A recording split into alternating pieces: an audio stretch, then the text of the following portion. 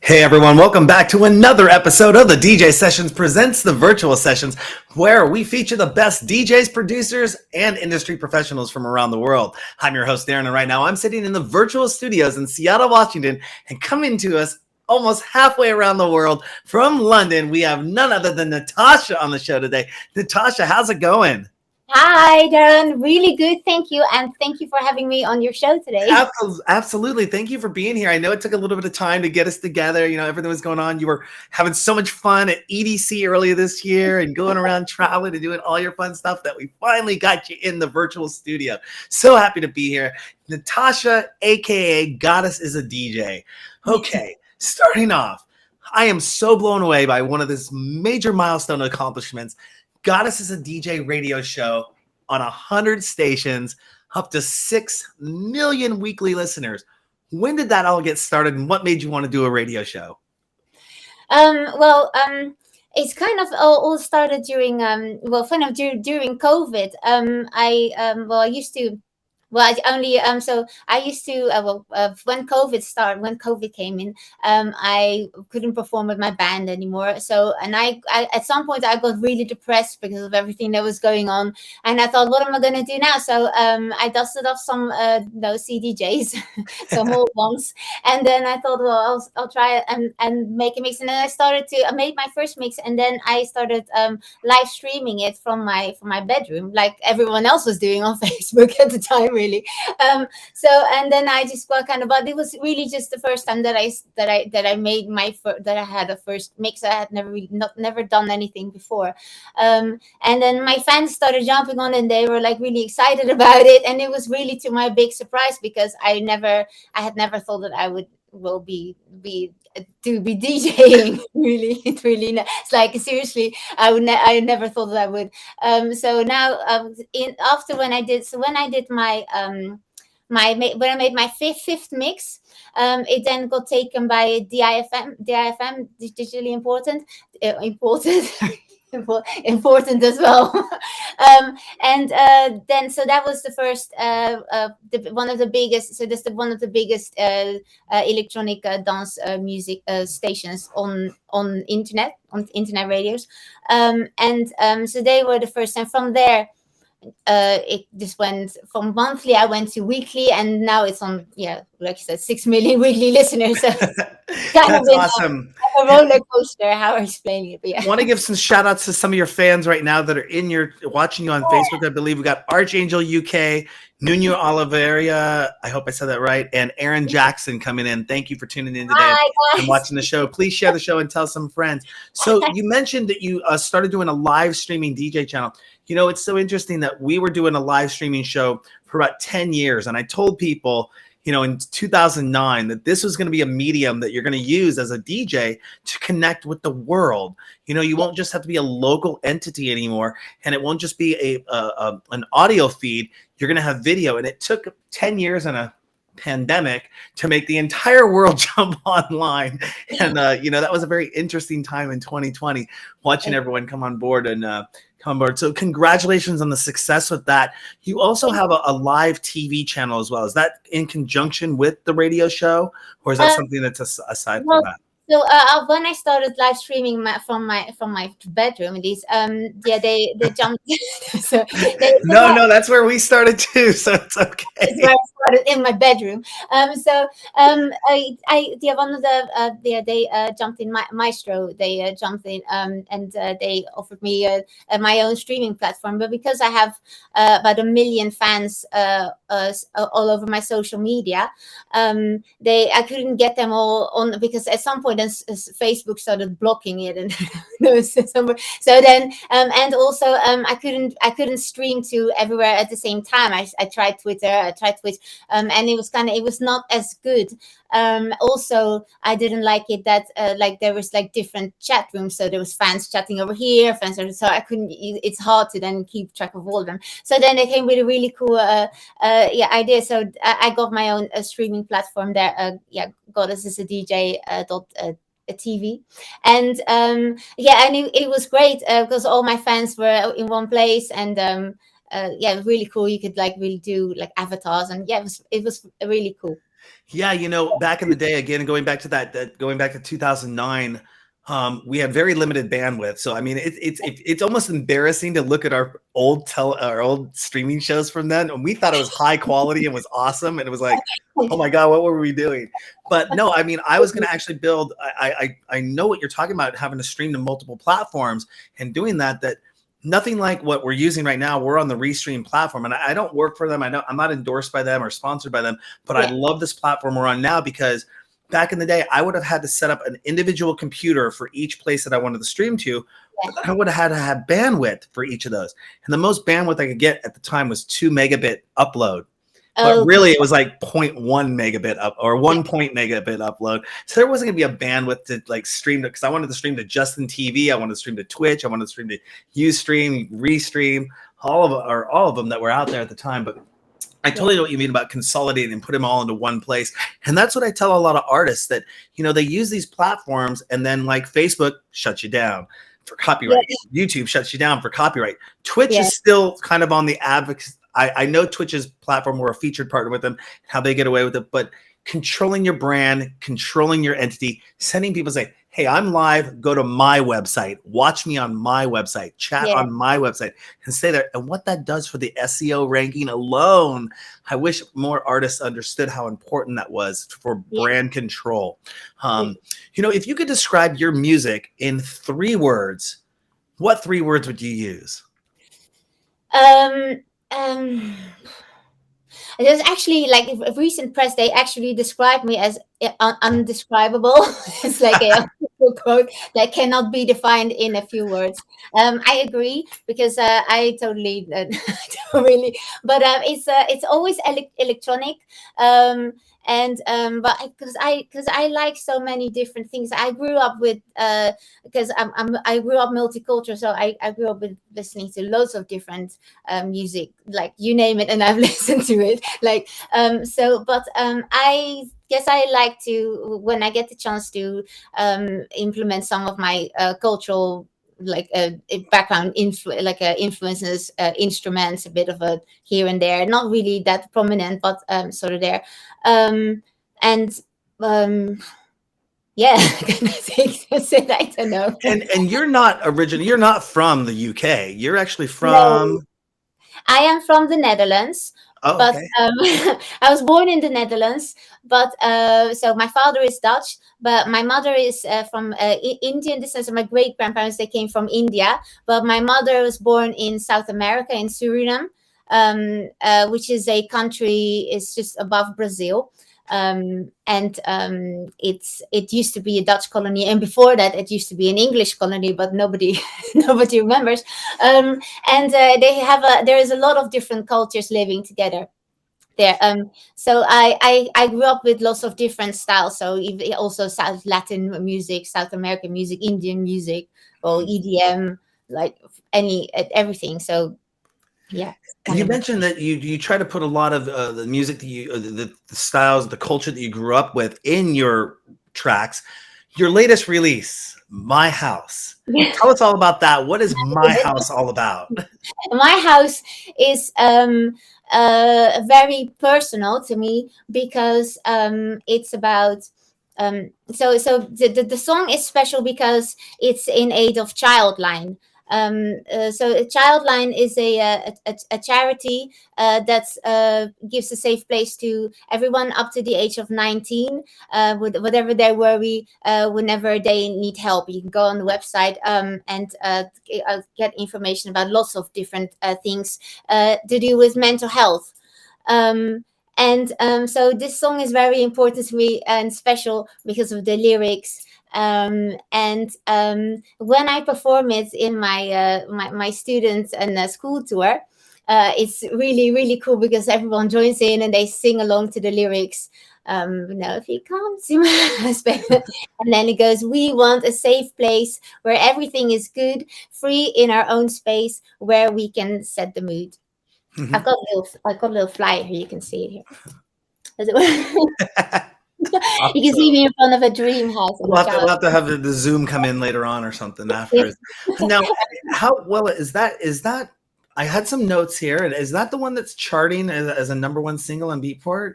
Yes, it was. It's a number one in Beatport releases. It was. I really excited because it was in two charts at the same time. It was the dance electro pop one, the number one, and the house one. So and yeah, so I was partying for days. Really. I bet. Awesome.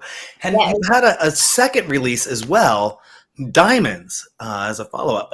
How's that been received out there? And tell us a little bit about that song.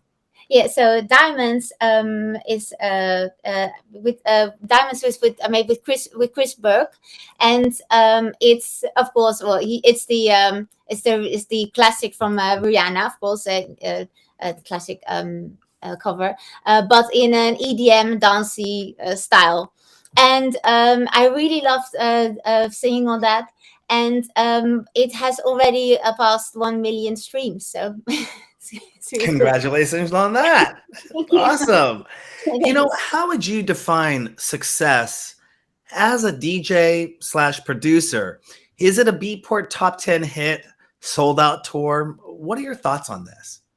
Um, I have thought about this, and I think about this often because sometimes you kind of you think, oh, when I get that, it's like no, and then you have it, and then oh, then you're on to the next thing again. So, and I'm really quick on that, so I have to like no take a breath and and enjoy the moment of no celebration. But success, I think, to me, it's as because yeah, it's kind of you never really, so I don't really have this one big thing that I'm working towards because I know that one day I'll have it and then it'll be what's next sort of thing. So so I made this deal with myself that I would enjoy everything, so as long as it's better than the thing that you did before, and then that's good, that's success to me. And also being happy in doing what you're doing. Um, I really like connecting with my fans. Uh, that's to me that is success because I'm able to connect with so many people, and if I could, then I could would like to get to know them all and all over the world. Um, yeah, I think that's it's not really an answer. I think one answer, but I hope you get what I'm trying to say. Oh yeah, absolutely, absolutely. Yeah, It's to a lot of people, it's success to them is just making music. The ability that maybe they don't have to work a day job and they get to just make music for a living, and yeah, even though they're exactly. scraping by, or sometimes success is that they get to go see the world, or Yeah, like you said, sometimes it's meeting the fans and meeting the people. It yeah, could be any level of what you determine what your own level of success is, not measuring yourself to somebody else. That's, I think, a lot of people get caught up in that, and they say, well, I want to be up top here, and they don't mhm, understand that maybe that person spent $150,000 on PR and this and that and this of to course, get yeah, there. yeah, And of course. you're It's all different when all when you different when you yeah, start it's putting all different different. factors into play. So definitely interesting. But yeah, that's awesome. Also, Where it's also yeah, also like when I was little, I made this thing that I really wanted to do this. So also one big thing is that success because I'm doing what I said that I was gonna do and that I really wanted to do. Mhm, And well, the cheesy saying, following your dream, mhm. kind of thing. So yeah, that's what it kind of means I to me. can I can definitely relate to that. Being in the film and television industry for, gosh, I'd say since 1992. Yeah. So almost 31 years. But I've been playing around with video cameras and stuff since I was 6. So I've been kind of doing video and stuff since I was a very young child. And Yeah. being able to now do video and travel the world and interview artists like such as yourself. And it's kind of like a lifelong dream, and it's awesome. Where was one of the weirdest moments you've ever heard one of your songs play?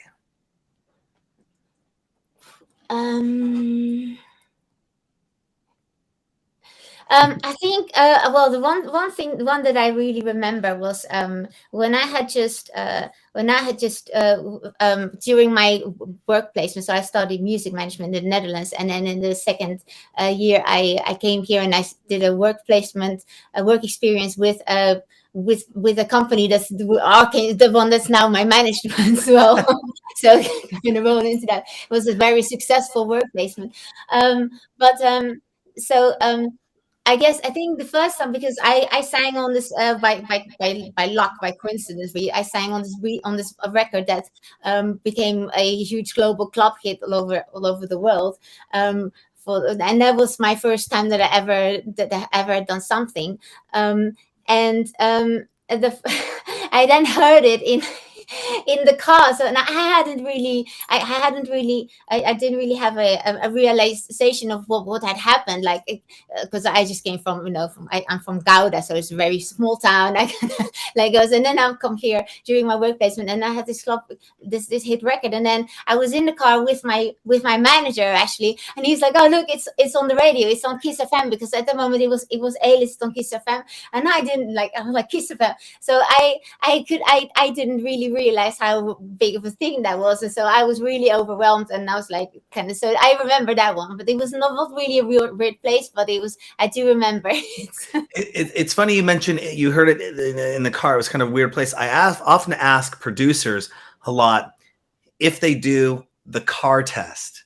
When you're producing a track, Oh, do you take it in the car and then go listen to it in the car? yeah. I know what you mean, and yeah, I did that as well. And Yeah, I was just at ADE recently. I had somebody say, I don't just do the car test. I do the phone test. I do the iPod test. I do all the different types of headset tests just to make sure yeah, it sounds good everywhere. yeah. Awesome. Yeah. You were at EDC this year. How was that? Oh, it's totally crazy.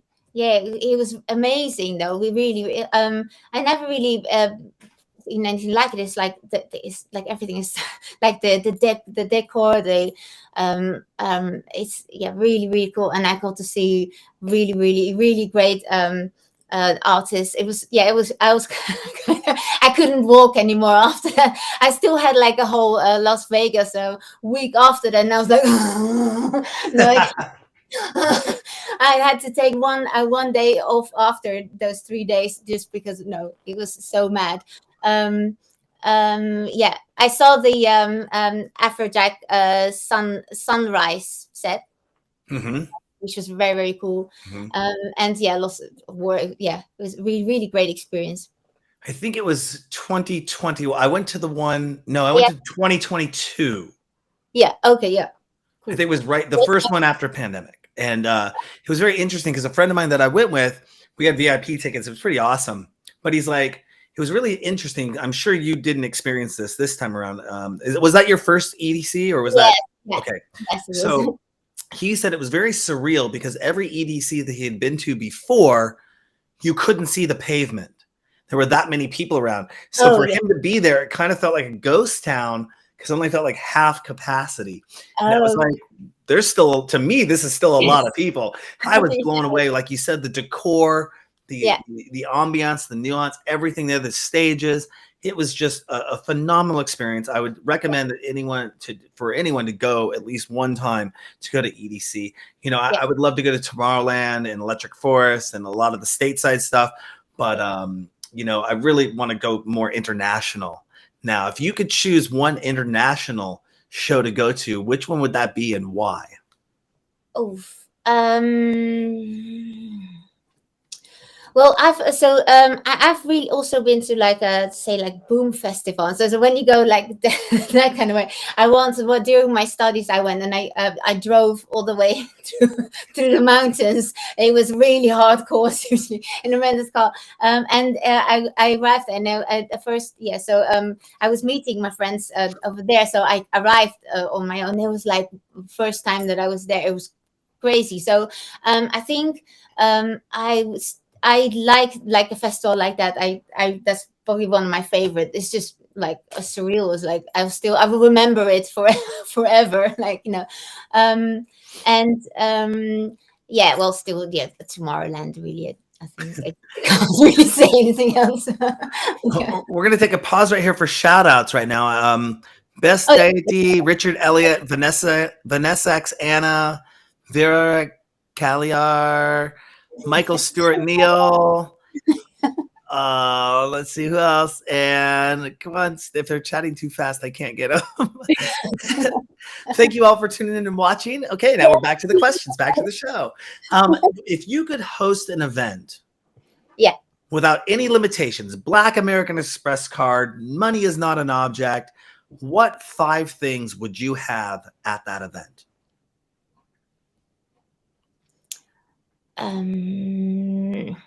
Okay. I have to think about that. Yeah. So, a roller coaster. Okay. I really like, because I've been thinking, I really like this the wedding chapel thing in EDC. I was like, oh, that's really cool. I almost wanted to know, like, get someone and say I that. remember that. I remember seeing that there. Um, um, Probably like a four stage. Okay. Yeah. And maybe something multicultural, like I've always, like some kind of a place where there's like lots of different traditional things from people, like dances and music, and then it's like all together kind of thing. Does it make sense? Mm-hmm. Yeah. Yeah. How many have I still got left? Was that it? You got 2 left. 2 left.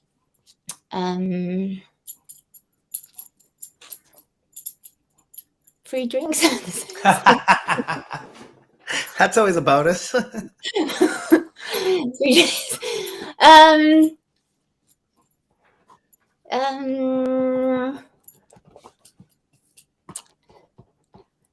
Well, let's say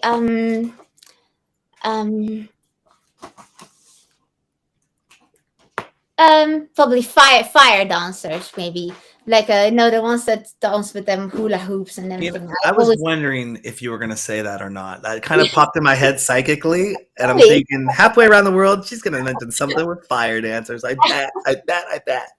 It's one of my things that I always know about now that I've done the DJing thing, of scrap DJing of my bucket. So another thing that I want to do is learn the fire hula hooping thing, but I don't think it's something that you can just try it at home. But well, I think they practice without it on fire first. And then so yeah, I think they practice with it not on fire first, and then they light it. I do practice a lot of hula hooping, but I think it's very I'll put it on my list to next try. So what's the best experience you've ever had behind the DJ booth? Because I know you played this really exotic location. You were the first to ever do something, and I'm trying to lead you into that. Yeah, I didn't DJ there. I sang. You sang, okay. Yeah, Egyptian. Yeah. Well, the best one was I just performed the Ministry of Sound a few weeks ago for the first time. So that was my best one.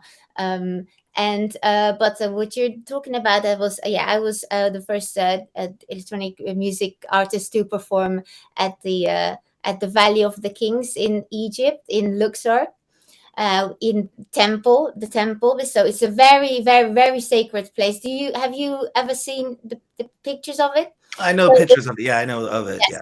So they had built a stage right in the middle of, like, right in front of those big statues. So there's like massive statues going over here, and then it was this massive stage like that, and with a big ink on it. Now there's the symbol thingies. There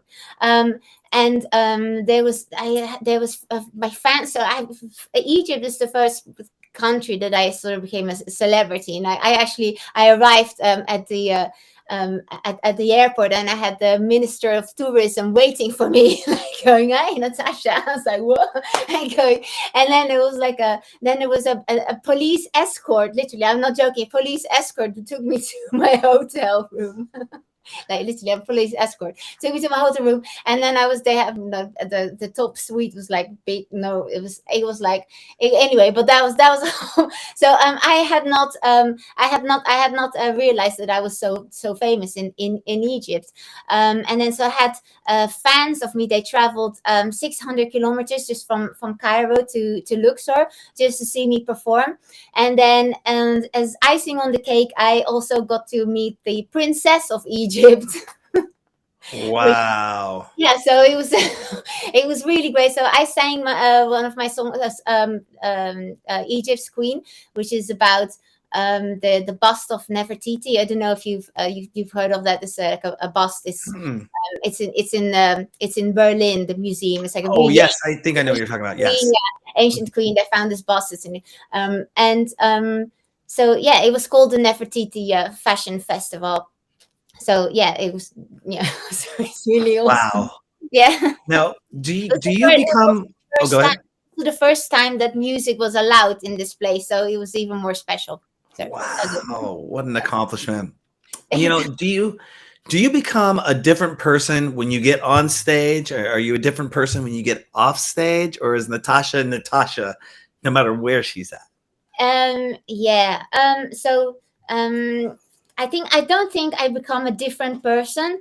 I think I become, or I look more confident. And I think when I'm on stage, I have this. So normally I'm not very confident. I'm very shy. I'm very like this. So when I've had this since a very young age, when I started to realize that I wanted to make shows and be performer, that when I'm on stage, I feel that I have no inhibition, so I push myself harder to go past things that stop me, block me from ever say, oh, I'm too scared to do that. I just have this thing that I can push through, and that way I can be more artist. So I feel that I'm more letting go, and so more inhabited, sorry if I'm saying the wrong so still Okay.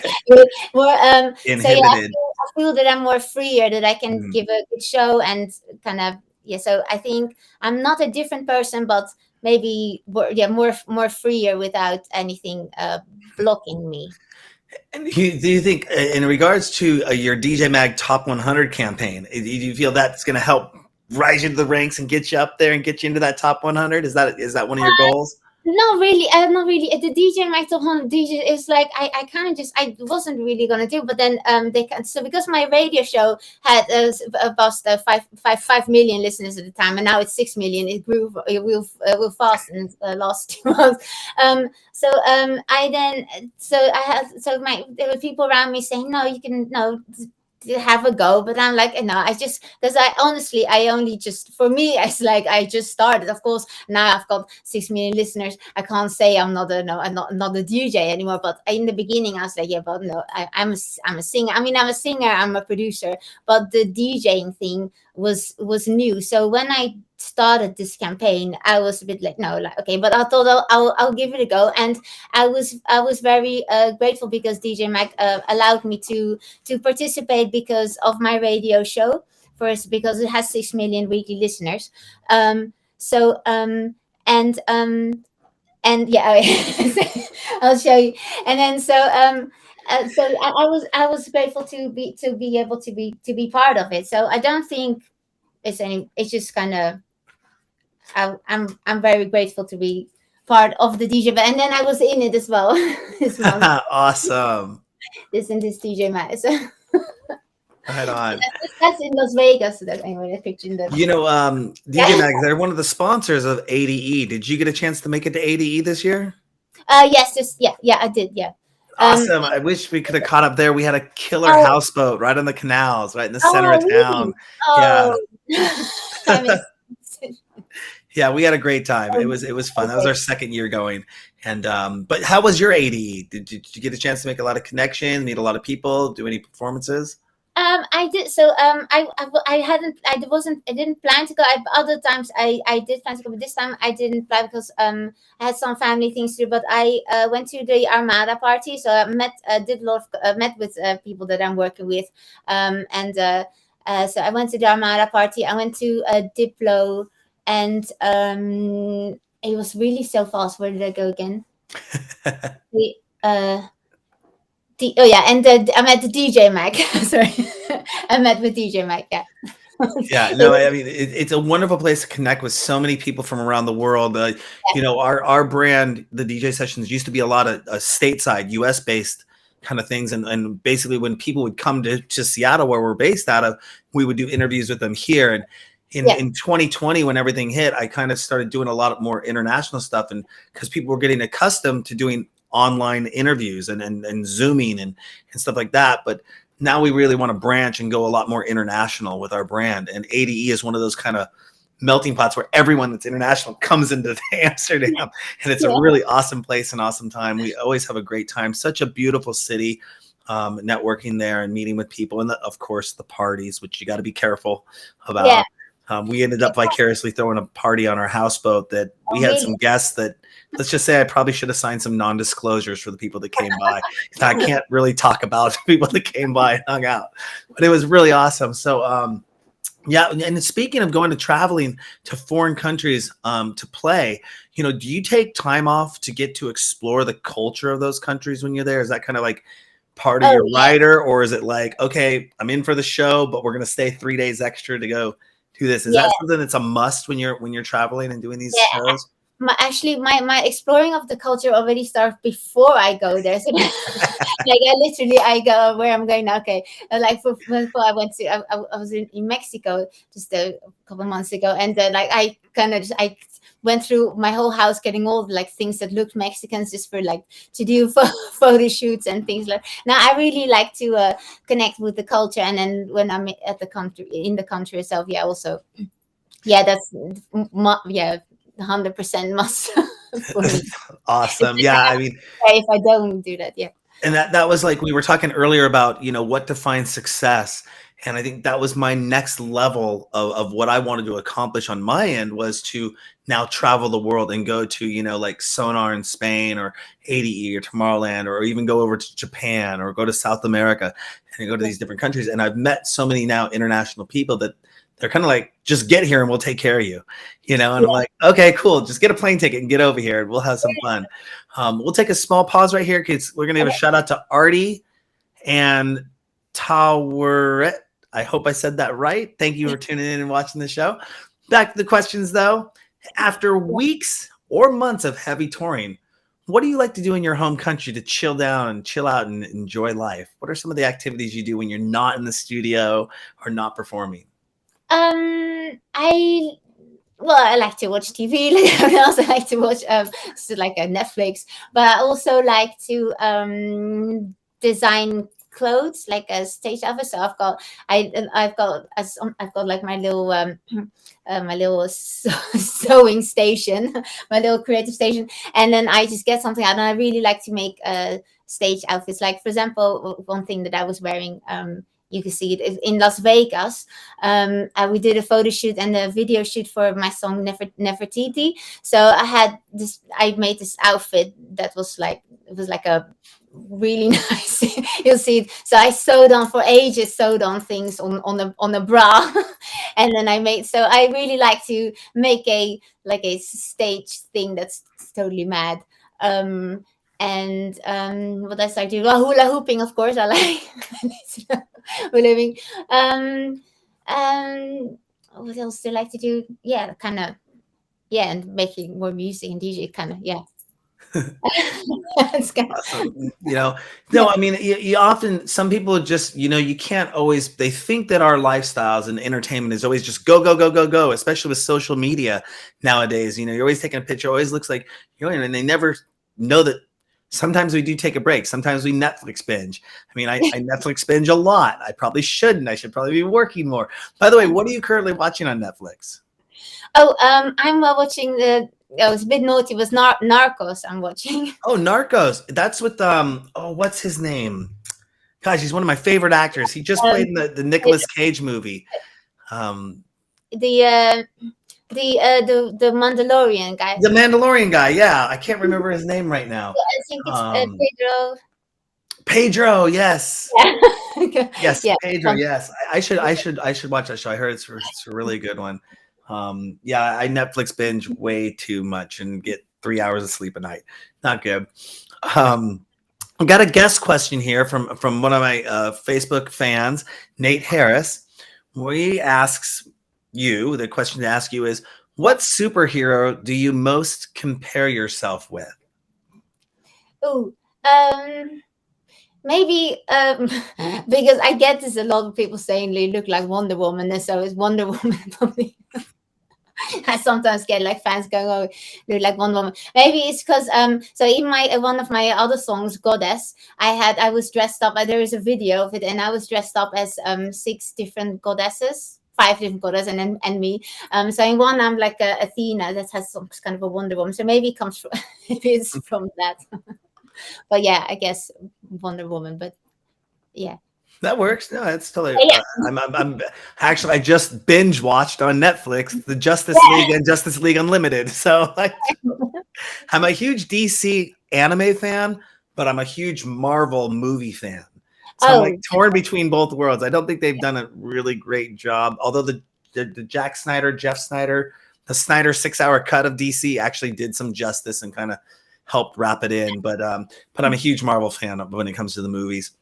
If you could take one non-famous person in the spotlight, or if you could put one non-famous person in the spotlight who means a lot to you, other than your direct family or friends, who would that be and why?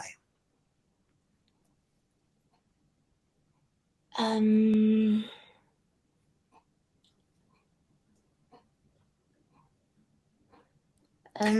don't want to get you in trouble here. Why didn't you pick me? Pick me. Well, it's a bit easy, but I'll say my manager because he's always sort of like he's in here, but behind the screen. But he's always sort of behind the screens. But he is so he's not. It will be good to put you in the spotlight for a bit because so he's my manager, but he's not only my manager. He's also like my driver. He also do songwriting. I've learned so much from him on loads of different areas: music production, songwriting, and yeah. So, do you want to say hi? Can you get Bruce on camera? Bruce, I want to see more than a hand. Come on, give me. Hey, Bruce, how you doing? Well, we're going to be getting Bruce, Gar, and Pete on the show here shortly.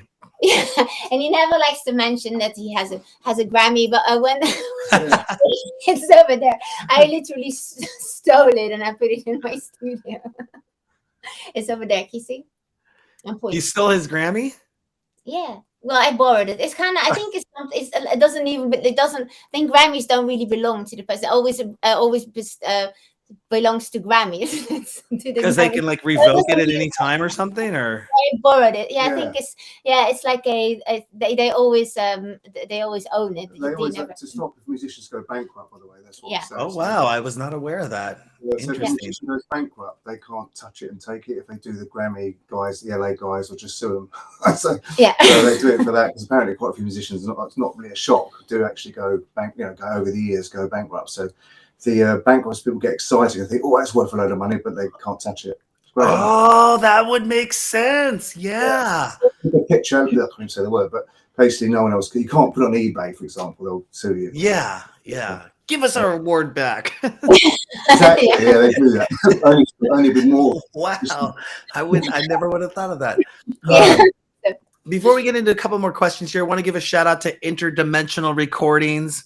Thank you for the woohoo. Awesome. So here's a good question for you. Yeah. If Hollywood made a movie about your life, who would you pick as the main actor?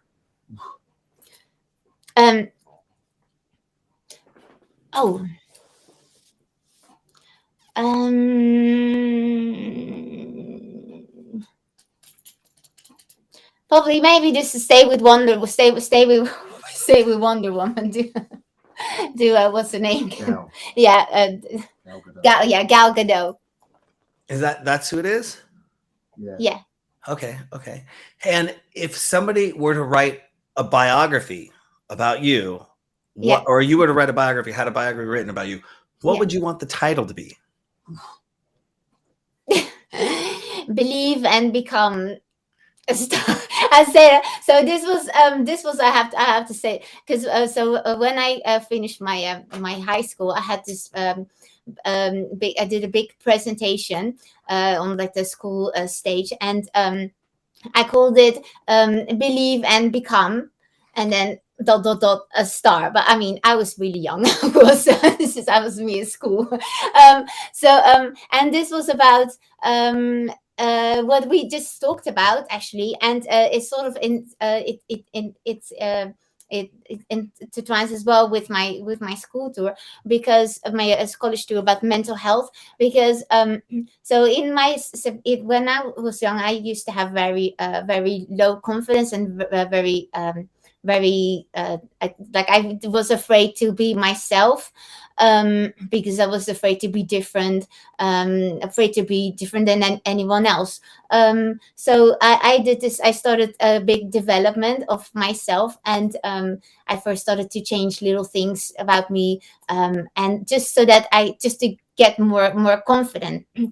And I had built it up all to that big performance, the stage at the end of the year, where I was going to do I made my first big show. I wrote my first song, made the music, I did a dance, and I also then presented my big development, about how I became from very shy and not confident girl to someone who's not afraid to follow their dreams and to look confident. That's I then called it Believe and Become a Star. So that would probably be a good starting point for that title. Awesome. That's a great title, and that's a great story. I'd love to hear more about that. You know, are you planning, do you have any tours and planned right now, or are you planning to do is anything in the works? I'm right now I'm focused on making more new music and my radio show. But there will be, but I can't really say much about it yet. But yes, it's coming soon. I'm used to that answer. Right now, I'm very busy with the college school tour. I perform at about 1,000 students a week, mostly on Friday mornings. And it's really awesome. The response has been really great. The fans it's been really great to meet so many lovely students, and to bring this message about mental health, and discrimination as well, with the with Childline, the My House song. I'm gonna give a shout out. Waveform says, "Go girl." So, you know, I think we're supposed to be expecting possibly an exclusive DJ sessions mix from you. Are we gonna possibly get one of those? Yeah. Awesome. No, we're looking forward to it. We'll get it up there. You know, is there anything else you want to let our DJ sessions fans know before we let you go? Well, you can send me demos for your if you have demos, you can send them to me, to goddess as a DJ at gmail.com. Yeah, for any for my and play for my radio show, Goddess DJ radio show. Awesome. And where's the best place people can find out more information about you? It's probably my official website, natasha.com. Right there? That one right there? Awesome. Natasha.com. Awesome. Well, it was a pleasure having you on the show. We're definitely going to follow up with you, and we're looking forward to getting that exclusive mix. And, you know, as always, we like to stay in contact with everyone that comes on the show. So we'll be talking to you probably in the next 4 to 6 months and following up with all your releases, and, you know, let us know. It's always a pleasure having you on the show. It's going to be a pleasure having you on the show again. And Bruce, hit me up about getting you, Gil, and Pete on the show too. Or guard Pete. For having me. Really awesome. Thank you so much.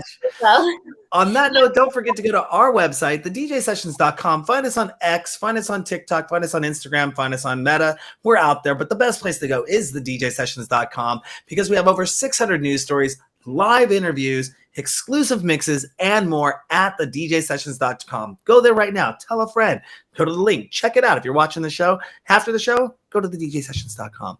I'm your host, Darren, coming to you from the virtual studios in Seattle, Washington. And that's Natasha coming in from London for the DJ Sessions virtual sessions. And remember, on the DJ Sessions, the music never stops.